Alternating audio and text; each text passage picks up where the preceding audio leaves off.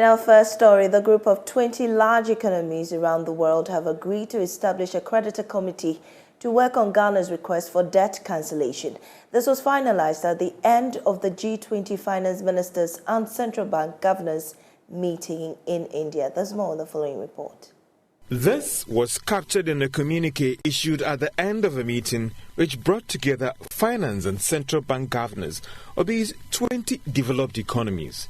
They maintain that they look forward to the formation of the official creditor committee to work on Ghana's request for debt treatment. This is the second group of countries that have agreed to establish a creditor committee after the Paris Club of Creditor Nations also agreed on a similar move to deal with Ghana's concerns when it comes to debt cancellation and restructuring of the country's debt stock.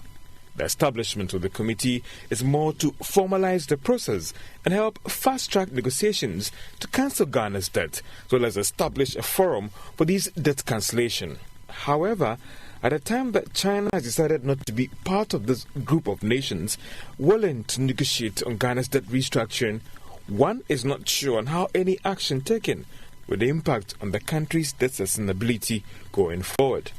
Ghana owes about $29 billion to these international creditors.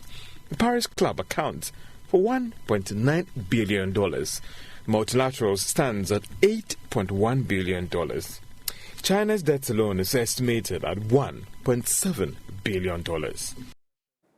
Meanwhile, senior finance lecturer at the University of Cape Coast, Seriam Kawo, says Ghana should be prepared to meet some conditions following the G20's planned creditor committee on the debt cancellation request. He added that Ghana will have a tough time dealing with China on this matter. That gives you a leeway to manage your debt, and hence going back to ask for a debt cancellation. We shouldn't just assume that, yes, we'll go to the G20, the creditor committee will be set up, and whatever we tell them, they would do it.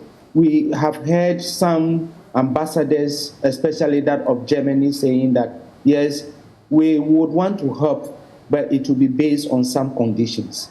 And the conditions, he has listed one, that the number of ministers that we have in Ghana is more than those that we have in my country. Yeah. You cannot go for debt cancellation or debt restructuring with them. You want them to forgo certain things when you are not ready to sacrifice. And that is why, so these people, once the committee is set up, a lot of things are going to play around them. And hence, government must also be very careful what they are going to do to convince these individuals. And I'm very sure, I'm excited because once we are calling for these things, this international community, the bilateral and then the multilateral entities, what they are going to do is that they ensure that we do the right thing. If you are not going to do the right thing, they will not be able to buy into it. And that is why I'm presuming that China is feeling reluctant to come in to look at some of these debts that we are talking about. And Ghana is going to find a tough time dealing with China, looking at the reports that we have in the Galamsey environment, the issue about some of their repatriation of their some of their citizens that we have. Some of these things are going to play a great role in how we do business with China. The ongoing changing trends in the economy and geopolitics is likely to have a significant effect on customer satisfaction, and there is the need for a readjustment as a business to stay ahead of the market. This is an assertion by the Executive Director for the Enterprise Bureau, Ethel Ann Komlaga, speaking to Joy Business after the EB Connect 2023 edition on market dynamics for competitive positioning. She admonished businesses to take advantage of the trend to capitalize on the advantages of data in order to excel. Here's a report. Marketing dynamics have been a challenge for some Ghanaian startups which struggle to meet the changing needs of customers. This forms part of reasons the EB Connect 2023 was organized by Enterprise Bureau. According to the Executive Director, Ethel Ann Komlaga, the changing trends are likely to affect pricing and competition for businesses, especially startups, hence the need for some form of innovation to meet customer satisfaction. We are looking at the marketplace dynamics for startups so they can position themselves competitively.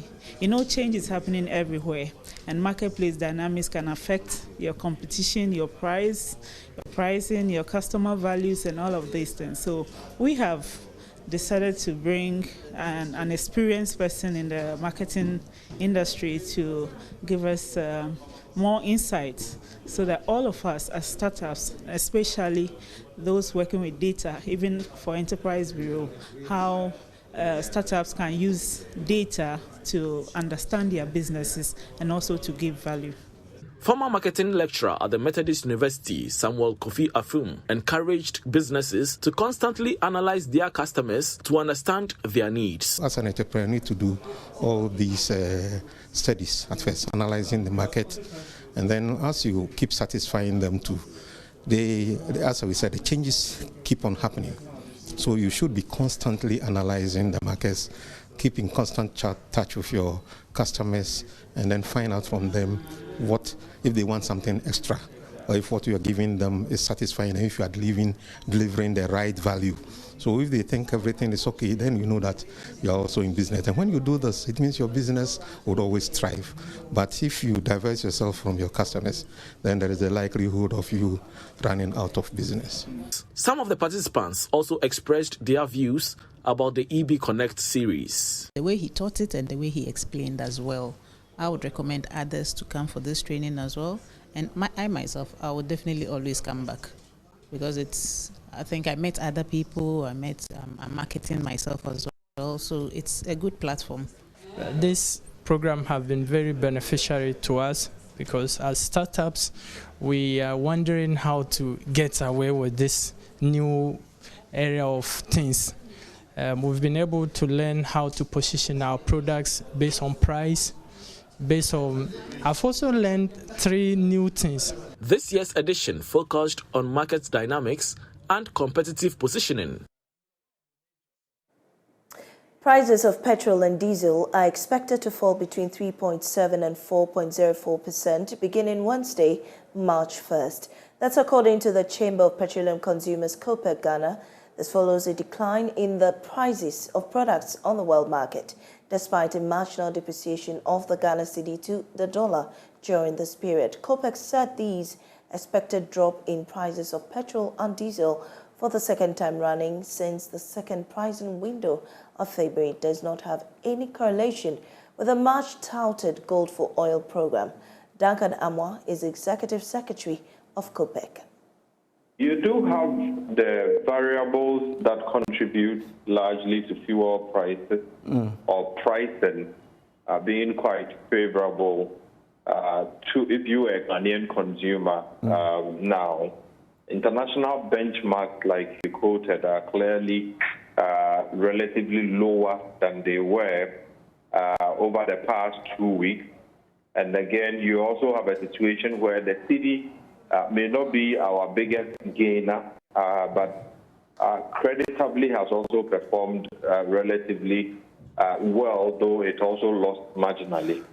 If you put the two together and you swing these numbers, you are simply looking at a situation where for petrol, diesel, like you said, you could do between 2 to 5% reduction, except that for LPG, due to an overbearing international market demand, especially at this time for heating purposes, for gas and all of that, it is likely if you are in country, you would have to probably pay a little more for the price of LPG starting Wednesday, the first day of March 2023.